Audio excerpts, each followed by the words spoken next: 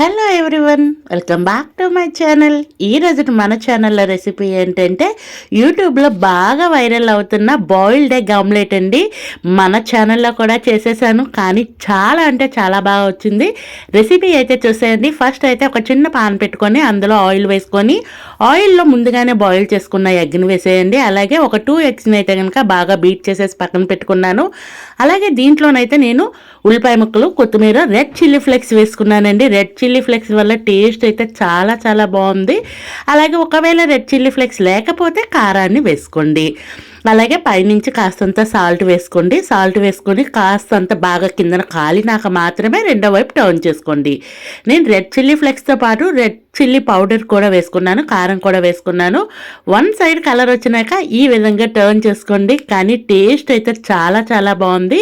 పైనుంచి మరి కాస్త ఉల్లిపాయ ముక్కలు, కొత్తిమీర తరుగు కూడా వేసుకున్నాను. అలాగే రెడ్ చిల్లీ ఫ్లేక్స్ కూడా వేసుకున్నాను. రెండు వైపులా బాగా కాలినాక ప్లేట్లోకి అయితే టర్న్ చేసుకున్నాను. ఇప్పుడైతే కట్ చేసి చూపిస్తున్నాను చూడండి ఎంత బాగుందో. మన ఛానల్ అయితే ఇంతవరకు సబ్స్క్రైబ్ చేసుకోకపోతే సబ్స్క్రైబ్ చేయండి. ఆ రెడ్ అయితే ఏం కాదండి, నేను డ్రాగన్ ఫ్రూట్ కట్ చేశాను చాకు, దాని కలరే. Ready to eat. Thank you for watching.